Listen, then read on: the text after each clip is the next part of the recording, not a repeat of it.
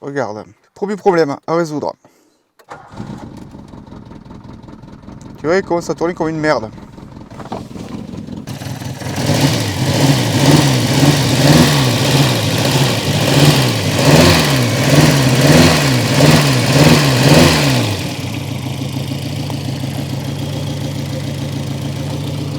Bon, comme tu vois, il tourne comme une merde. Donc il y a deux problèmes. Ça vient du carbu, bien sûr. Hein. Mais regarde, le carbu, ici à ce niveau-là.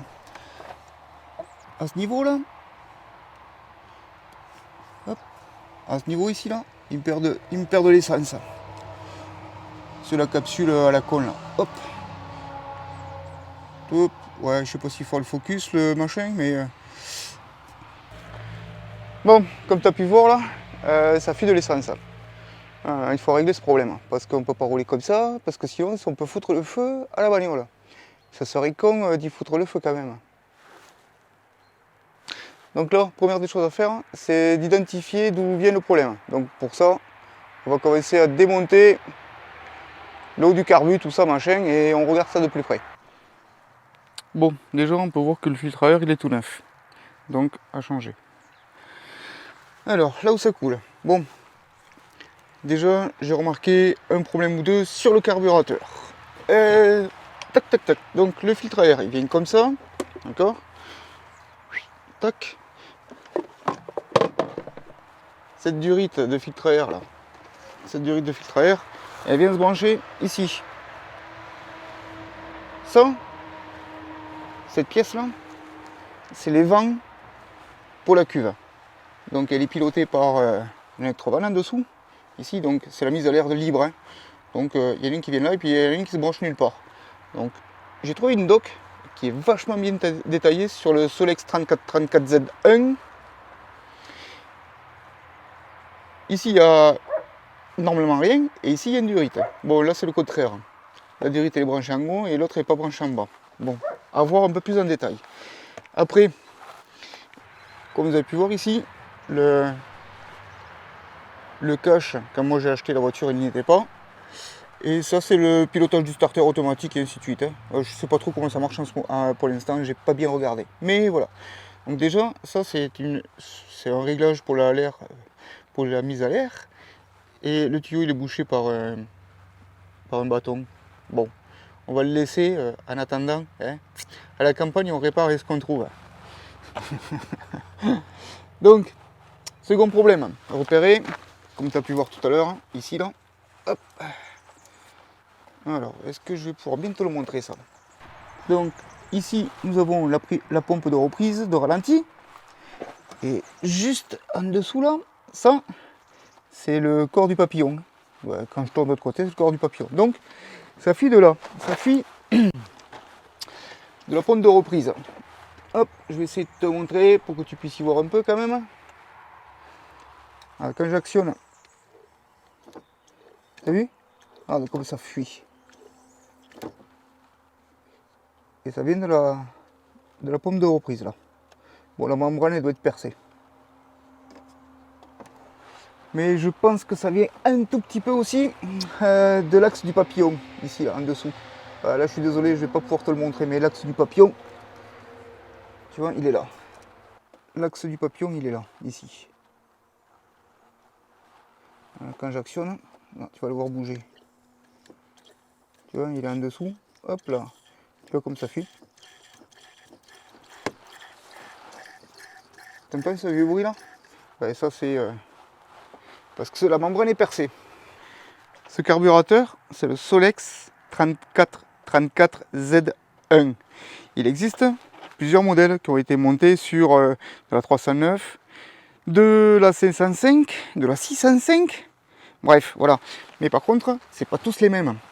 Ils sont un petit peu différents. Donc celui-ci, c'est un 14136 en référence. Tout ça là, il me manque des pièces. Tu vois, je sais pas où c'est que c'est, machin. Bon, du coup, je vais pas m'embêter. Je vais acheter un neuf. En espérant que je retrouve la même référence et voilà. Bon, de toute façon, je t'en ferai pas. Donc voilà le premier problème. Bon, là on a vu déjà le premier souci du carburateur. Bon, on va dire que ça, on peut le gérer, sans problème. Maintenant, on va regarder le second problème, qui n'est pas des moindres non plus. Allez, second problème, regarde, hop. Si tu veux, quand j'ai nettoyé toute la voiture, je me suis aperçu que ici, hop là, c'était bouché, l'eau stagnait. Donc en fin de compte, si tu veux, là, toc, ici là, c'est la sortie d'évacuation de la flotte, et c'était complètement bouché par toute la merde qui traînait. Donc j'ai débouché, mais en débouchant, je me suis aperçu d'un truc. Regarde dans l'angle là-bas en bas. Hop là, attends, on va te faire un... Ouais, tu le verras pas spécialement bien, parce que voilà, mais tout ça là c'est troué ici.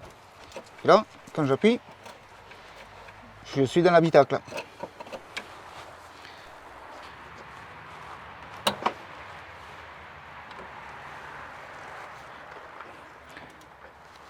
Allez, dans le coffre, on regarde un petit peu, vite fait. Bon, j'ai déjà gratté, mais tu vas vite comprendre. Voilà. Donc là, on est dans l'aile. Hein. Donc là, je sais pas jusqu'où c'est troué, mais c'est troué. Hein. Tu vois, écoute, quand tu fais ça, que tu entends que ça... C'est que... Bah, c'est troué. Donc là, on est à la limite du plancher, tu vois. Et c'est le dessus de la truc à manger. Bon, avec toutes ces questions, je me suis dit, bon, allez, on va inspecter un peu plus le dessous. Allez, maintenant, on passe sous la voiture.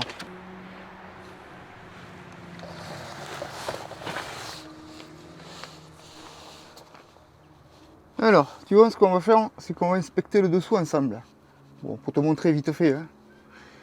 Et après, je vais t'expliquer les décisions qu'il y a à prendre. Donc, hop là, tu te rappelles, je t'ai dit tout à l'heure que l'aile était trouée. Tu vois, c'est là que c'est troué. Tu vois tout ça là? Alors, la voiture a été blacksonnée. Donc tu vois, c'est bien comme c'est pas bien. Bon, on va dire que ça a bien protégé quand même. Mais tu vois, il y a des endroits où le blackson a sauté. Et ben forcément, la rouille est venue. Donc là, on va dire que j'y suis à temps. Ça va. Tu vois, j'y suis à temps. C'est pas non plus complètement pourrave comme on pourrait le penser. Alors ce qui tombe là, tu vois, c'est juste la double feuille. Je t'explique après comment c'est foutu, tu comprendras mieux. Tu vois, là, c'est là où c'est qu'elle est trouée ici. Hein. Donc, tu vois, tout ça là, c'est à réparer. Bon, c'est pas bien grave. Allez tiens, par la même occasion, on va parler un petit peu du pont arrière. Le pont arrière, j'ai trouvé le souci que j'avais. Je te montre dans 2 secondes.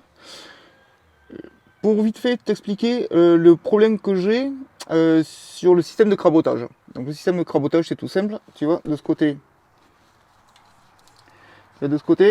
il y a un câble hop, qui monte là-haut, qui passe derrière. Je peux pas te montrer, je suis désolé, il y a pas assez de place. Et tu vois, ce câble est actionné par ce petit moteur. Ce petit moteur, si tu veux, quand j'appuie sur le bouton dans l'habitacle de crabotage du pont arrière, pour le bloc différentiel, c'est lui qui me l'enclenche. Bon, ben quand j'ai vu les fils machin et tout, comme c'était foutu, ça fait 30 ans que c'est là, je pense qu'il y a un faux contact là-dessus. Et lui là, il permet, si tu veux, quand tu as le bloc différentiel qui s'enclenche, tu sais, il bouge comme ça dedans, à l'intérieur ici. Il bouge, clac clac, et quand il vient en buter ici, c'est pour dire que c'est bon, il est enclenché ou pas enclenché. Donc tu vois, ça c'est le contacteur qui donne l'information au tableau de bord. Et justement aussi au petit moteur pour lui dire stop, arrête de tirer, ça sert plus à rien, c'est enclenché. Voilà comment ça fonctionne. Bon, mon problème que j'avais sur le pont qui se maintenait pas, je te montre. Alors, on va essayer. Ah ouais, on devrait y voir là. Tiens, allez, on va pas bouger, on va rester comme ça. Tu vois le petit boîtier là-bas?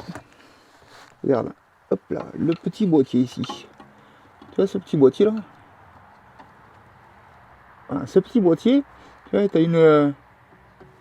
Est-ce qu'on peut le voir de l'autre côté aussi? Hop, voilà, le petit boîtier, on le voit bien là, tu vois? Hop, tu vois le petit boîtier ici? C'est lui qui fait le réglage du position de niveau, de mise d'assiette. C'est lui le correcteur d'assiette. Voilà, c'est pas plus compliqué que ça. Donc ce petit boîtier électronique, il est branché avec une biellette. La biellette, elle descend ici, et elle est fixée sur la barre de torsion là-bas au fond. Hop là, sur la barre de torsion là-bas au fond. Donc, en fin de compte, quand la voiture se lève, il donne des informations, et quand il descend, il donne des informations. Les informations arrivent ici, sur ce petit boîtier-là. Et c'est lui qui pilote la pompe de pression pour faire monter et descendre le pont. C'est pas compliqué. T'as vu? Donc, en fin de compte, mon problème était tout simple. C'est que ici, la biellette a été déconnectée. Donc le pont n'avait l'espèce de petit calculateur là-haut n'avait plus d'informations sur la hauteur de pont. Donc j'ai juste rebranché et puis depuis ça fonctionne. Bon, par contre, comme tu peux voir, c'est tout est graisseux là-dessus. Hein. Voilà, hop, voilà. Tu vois tout à fait là-haut, ici là, ce bloc là, c'est le répartiteur de charge. Le répartiteur de charge, tu vois, hop, ici, il file du liquide HM. Bon. Allez, on continue sur la partie rouille. Tu vois, il y a toutes les bordures ici, là. C'est pas percé, hein, c'est pas percé. C'est juste, il faut le reprendre maintenant. Tu vois, sinon c'est trop tard après. Voilà. Si je veux que la caisse dure, il faut le reprendre maintenant. Tu vois, comme c'est juste de la rouille de surface. Hein, c'est même pas percé quoi que ce soit. L'avantage, c'est que les longerons, ils sont même pas pris. Il n'y a aucun problème. Quand tu regardes les systèmes arrière, de freins et tout, tout est rouillé. Voilà. Même pour te dire, ça c'est la tôle de protection des freins. Hop, ça c'est mort. Et de l'autre côté, c'est mort. Bon, alors maintenant il y a une décision à prendre. Comme je t'ai dit, hop, attends, ça je te montre sur le contrôle technique. Je te montre de plus près après, bouge pas. Comme je t'ai dit, tu as vu, bon, il y a le carburateur, donc il y a déjà une avance minimum à faire de 400 balles pour changer le carburateur. J'ai le contrôle technique, chez moi c'est 80 balles le contrôle technique. J'ai la carte grise, parce que la bestiole fait 10 chevaux, donc j'ai 250 balles. Donc là on est déjà à 650 de machin, plus le contrôle technique 80. Donc stop, Odin. Qu'est-ce que tu veux le gros? Qu'est-ce que tu veux le gros? Non mais les loulous, c'est bon. Arrête. Allez. Poussez-vous les loulous. Et les casse-pieds. Tu vois pas que je suis en train de tourner une vidéo? Allez, sors de là. Allez le gros. Stop Fox, arrête. On va pas s'en sortir, bon. 2 secondes, je vais jouer avec eux et je reviens. Bon, allez, on y revient. Donc comme je disais, j'ai 400 balles de carburateur, 250 balles de carte grise, parce qu'elle fait 10 chevaux. Bon, en gros, hein, j'ai pas calculé exactement. Hein. J'ai 80 balles de contrôle technique. Donc là, ce serait juste comme ça, hein, pour l'instant. Hein. Écoute bien. Hein. Donc là, en gros, la décision que j'ai à prendre, c'est soit je la répare, au vu des frais, ou ben, part en pièces. La deuxième solution serait que je répare juste les disques, les trucs d'usure, machin, que je répare un petit peu les trous à droite à gauche, c'est-à-dire par exemple comme les planchers que je t'ai montré au fond là-bas derrière, que je répare le pot d'échappement, que je purge tout ça propre, machin et tout, pour qu'elle puisse passer au contrôle technique. Donc ça fait que le contrôle technique serait bon pour 2 ans. Sachant que la voiture est de 1989, dans la foulée, je la fous en carte grise collection. Carte grise collection, qui veut dire qu'après j'ai 5 ans pour la repasser au contrôle technique et qu'elle soit nickel. Donc là, pour faire tout ce travail, ça me donnerait 5 ans d'avance. Je crois qu'on va faire comme ça. Et ça me permettrait de pouvoir travailler tranquillement et sereinement. Donc c'est ce que je vais faire.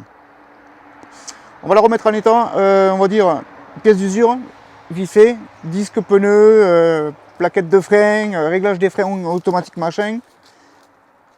Je répare en carrosserie les trous qu'il y a, machin et tout, pour qu'elle passe au contrôle technique. Il faut qu'elle passe. Et une fois qu'elle est passée, qu'elle est bonne pour 2 ans, dans la foulée, je fais la demande de carte grise collection. Donc après, elle passe en carte grise collection, et le contrôle technique, c'est 5 ans. Donc j'ai 5 ans pour tomber moteur, pont arrière, refaire le châssis complet. Enfin, le châssis, je me comprends, hein. Refaire tout le dessous propre, nickel. Refaire le pont arrière, propre, bien sûr, et neuf. Refaire le carbu, refaire le moteur. Refaire l'intérieur. Ouais, ça fait beaucoup. Mais j'ai 5 ans.